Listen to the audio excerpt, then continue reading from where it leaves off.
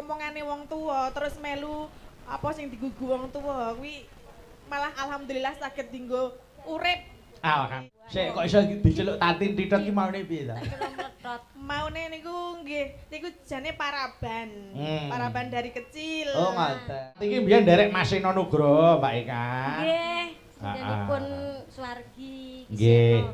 Terus Kinro Susmono ugi. Ora. Jadi dari liyane gawan iki ora tau ngono-ngono. Mboten ngaten niku. Nek karo Mbak Tatin golek kecing kok sing apik. Lek karo aku nek gender dibuanterke Mbak koyo nyindeni wong budhek ya lho. Kan sing paling penak misal arek sahabatan kopi karo Pak Diratin ke senengane gur diapet. Yo, Mbak Tatin.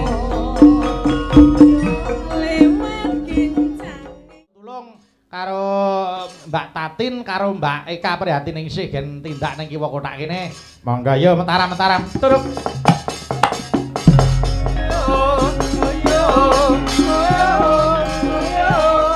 Ae hao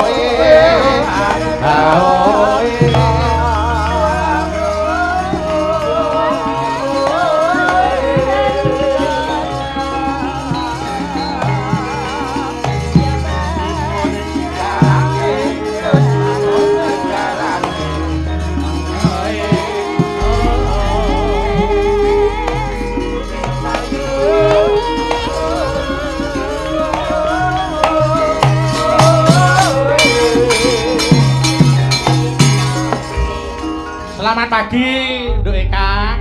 Inggih, selamat pagi Mas Bayu, Kang Petro. Selamat pagi, Mbak Tatin. Nggih, selamat pagi. Niki secara tidak langsung ora dirasakne yen to umure awake dhewe iki suda sedina meneh. Merga dina iki rak mlaku. Dadi umpama ana mengeti wong ulang tahun ngoten niku rak ya mestine karo nyenyuwun disuwun panjang umure nggih ta. Merga saben dina mlaku tegese umur saya suda. Kena kanggo pengeling-eling marang awake dhewe.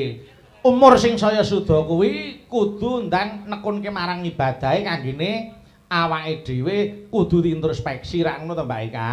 Leres. Hari Hari demi hari harus menabur kebaikan dan memperbaiki kesalahan yang kemarin. contoh kaya Mbak Tatin kuwi lho Mbak Nggih, Eka. Mbak pripun? Tatin iki piyaine tekun ya ta. Dalam hal nopo? Ya bab nggon nekuni marang profesine. Pesinden. Ayo no. Oh, inggih. Oh, saiki Mbak Tatin panjenengan Cih. sesindenan ki wit umur pira coba?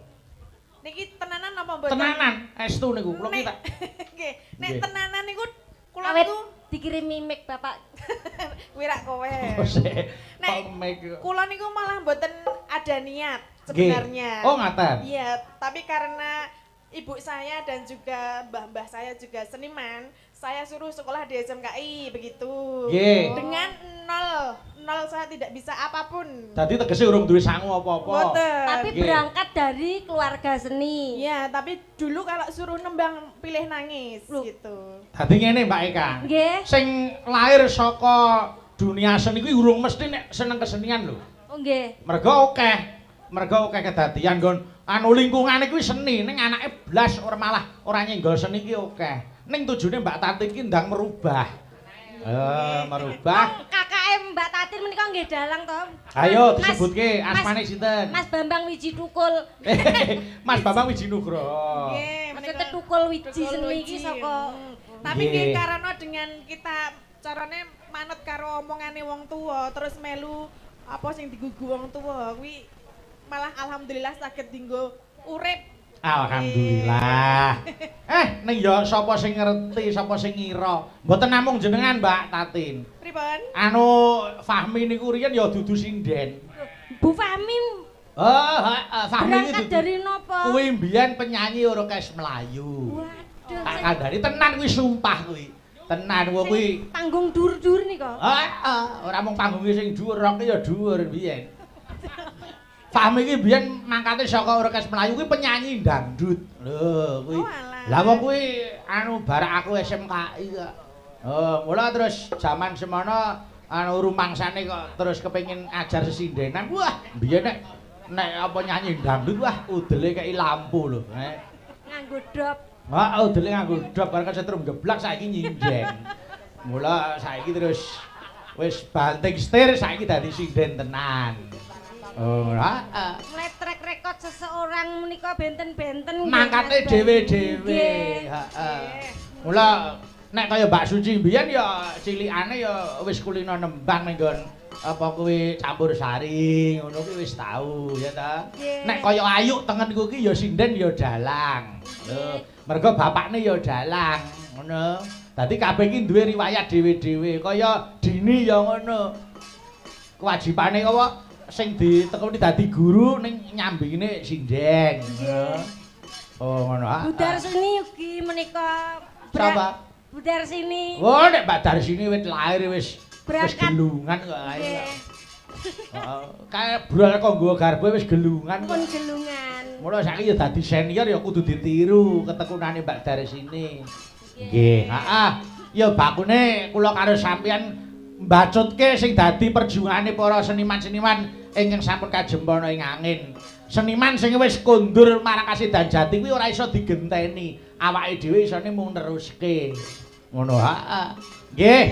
Yo, saiki aku tak nyoba suarane Mbak Tati niki wae wonten sing ngersake sesideman. Menika saking Bapak Gunawan, Sohibul Bed. Kula sampun paring dawuh Mas Petruk. Pesen kula menika kathah. Prak mboten napa-napa to. Terus kowe, "Oh nggih, mboten napa-napa, Pak." Pun mengke nek pesen kula niki panjenengan tindake benjing kula betani tigan. Wah. Gawani ndok. Ndok pitik. Menika Pak sinten Pak? Pak Gunawan. Pak Gunawan menika juragan pakan ternak ugi nggih. Heeh. Nek diaturi ya. Mula iki ngersake sesideman. Wah, remenane Pak Gunawan kuwi sesideman ya ta. Terus nek wayang ki remenane Anoman karo Cakil, ngono. Mula dawuh saka Pak Gun ku pokoke Anoman kudu enek, Cakile ya kudu metu. Oh nggih, siap. Ha iya, nggih. Ya dibawani sik tak ngrungokke suarane Mbak Tatin kaya ngapa dibawani. Monggo. Wiwitane. Tatin mletot. Apa? Sapa? Mletot-mletot. Nang YouTube aku kerep delok. Lah ya nek jenenge Eka uget-uget. Nek aku Tatin Titot. Sik kok iso diceluk Tatin Titot ki maune piye ta? Mletot. Maune niku nggih, niku jane paraban.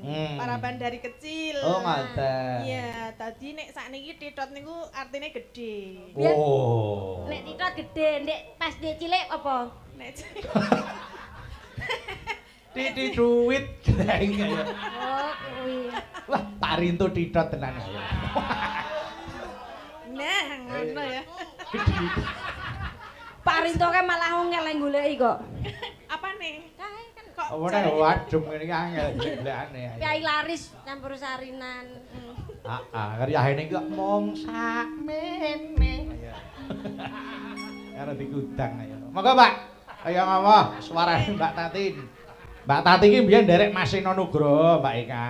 Nggih. Jenipun Suwargi. Nggih. Terus Kindro Susmono ugi. ora ya. Nggih. Kok kabeh tak sebut. Ayo, wis. Monggo, Pak. Yo, dibawani. Monggo.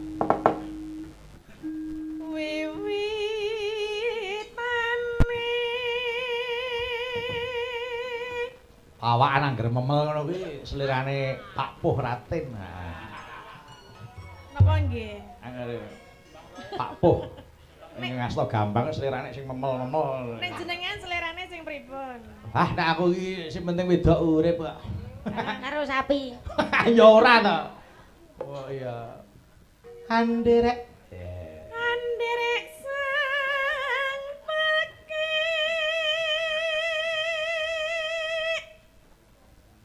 Pria bagus.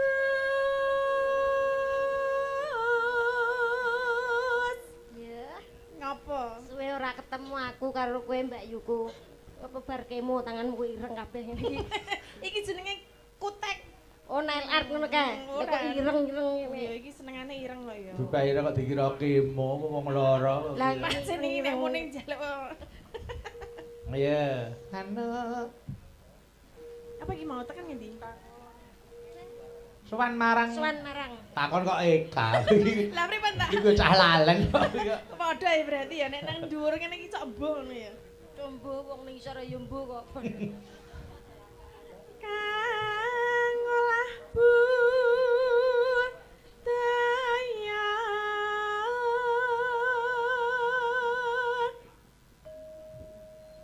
aja dono, Mas. Halah. Sik genderak golek perhatian terus karo Mas aku. Adate ora ngono ki, Mbak Tati. Adate ora ngono kuwi lho. Lah Mas, aku terkenalnya nek nirokke cengkok iki aku mesti mletre kan jenengan arep jenengan biasanya senengane saka dhuwur apa piye iki, Mak? Digolekke cengkok sing saka dhuwur kowe sajake golek perhatian karo Mbak Tatin kowe. Kowe nek ninting ora nek ninting sing dadi liyane gawan iki ora tau ngono-ngono. Mboten ngaten niku. Nek karo Mbak Tatin digolekke cengkok sing apik. Kowe lek karo aku nek gender dibuanterke Mbak koyo nyindani wong budhek ya lho. Sing ditutuki gembrenge rek. Lho, aku wong rondo apa piye kok? Sing ditinteng nganggo bumbung. Nggih, sing biasa mawon nggih, Mas nggih.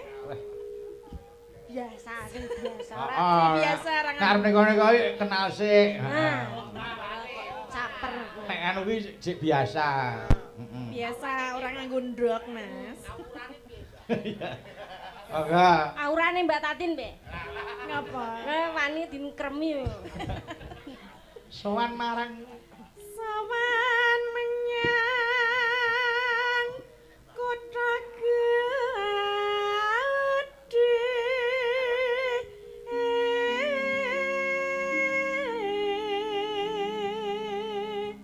Mbak Tatin. Cek. Kerawitan kuwi sing selera jenengan sing endi kira-kira? Sing endi ya? Ha, mak goleki sing kira-kira sing endi? Tak pilihke wae. Endi sing endi kira-kira sing endi? Iki genah, iki cocok awakmu mesti. Endi to? Wis tak anu. Yang mana? Sing rebab. Kekalemen. Ono Pak Demur yo kekalemen no. Pak Demur saiki wis anu menep nggali wis ora tau aneh-aneh kok. Bisa mengayomi. Ora, wis mendita Pak iki. Pol ki ming moto. Bagong. Moto nyuk bayangke nggih. Ayo. Bendera terus kayong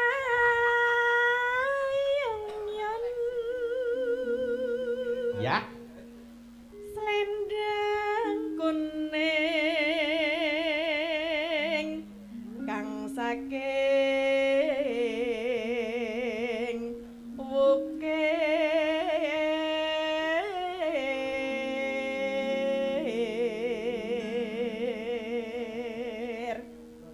Niki kan apa ya, Mas?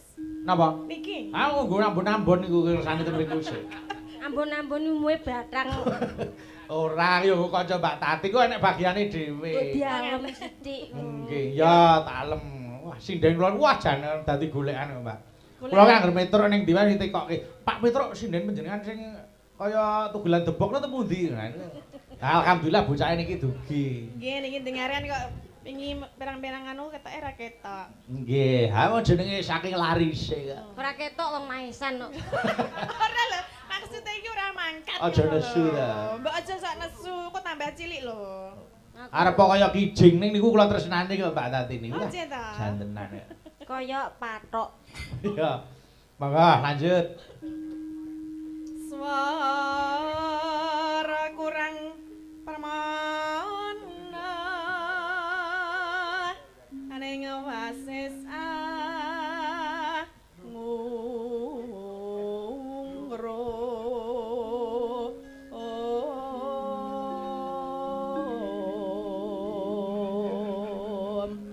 Manise. Saking manise janggute loro. ngece kowe sesuk nek lemu kaya aku awas ya. Oh, Saiki kuwi wis ada aku. swara Napa? adane ada swara. Piyai iki nek jlogra, ya ta jlogra ki dobelan janggut kuwi suarane mesti kung. Ngukung. Oh. Cenene kaya kodhok nika nek ngungkung nika nggih. Oh iya iya. Terus aku mbok padake kodhok. Uga umpamane. Iki yo Ngopo? kabeh. Kowe nggo ransel barang. Iki Aja ta. iki mono puno. Nek iki ora, iki kuro. Rintoe kabeh kuno ya. Ah ngrum. Ngungrum marang bendera Nenene. ya Sulestya pijer ngincangake alih tresno sesideman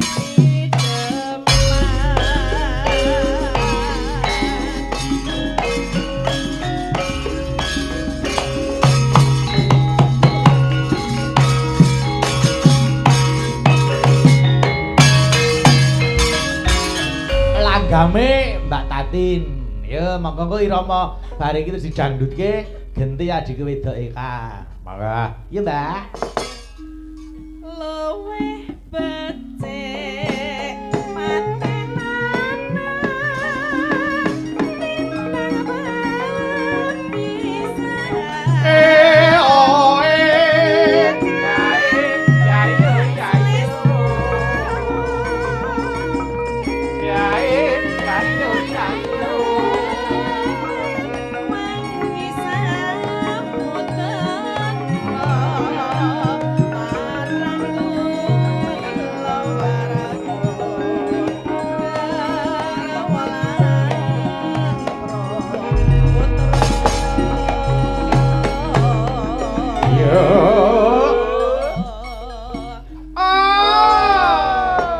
Mbak Tati ya ben kenal karo kanca-kanca kerawitan abdi sik.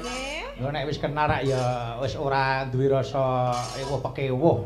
nanging mulane jenengan kerep ngejak to. Oh nggih. Tenang iki. Iki kanca-kanca abdi iki.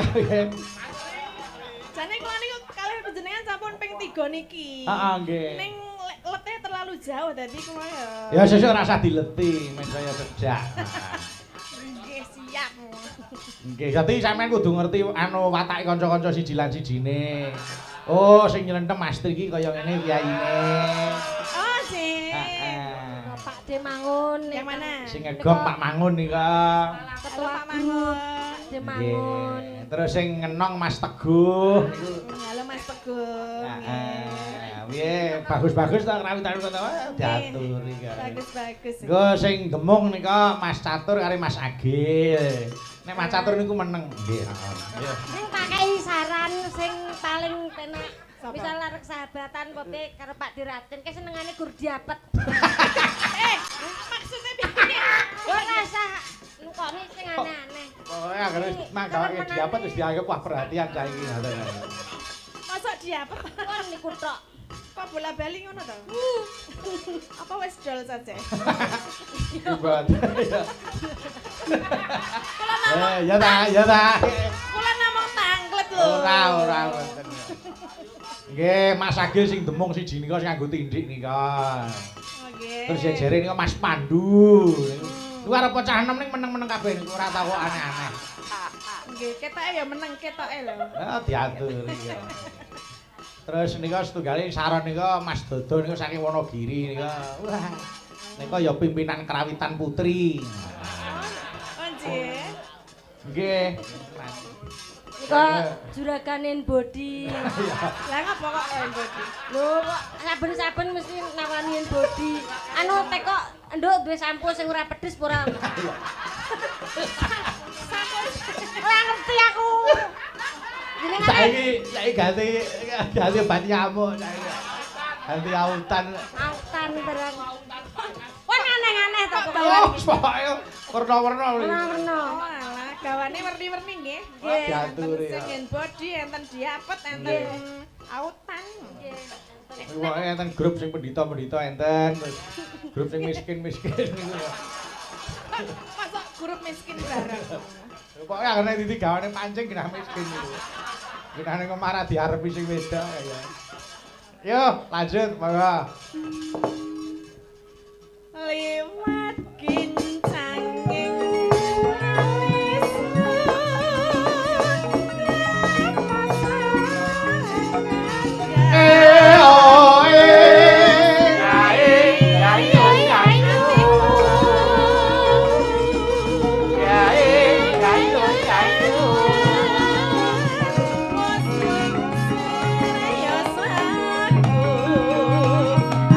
aku bisa mau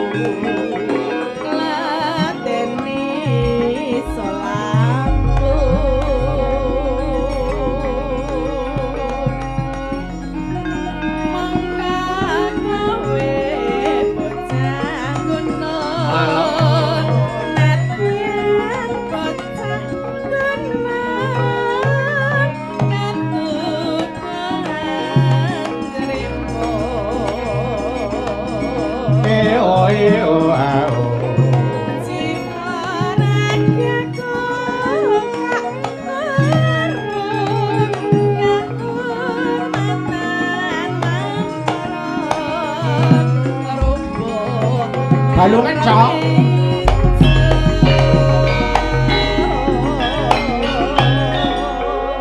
Iki tak kirimke ponakku sing lagi streaming ngeling ning omah. Heeh. Mas Aryan terus karo Mbak Galuh nggih. Ngancani melek. Heeh. Monggo, yo Mbak Tatin lanjut. Urip ana kutake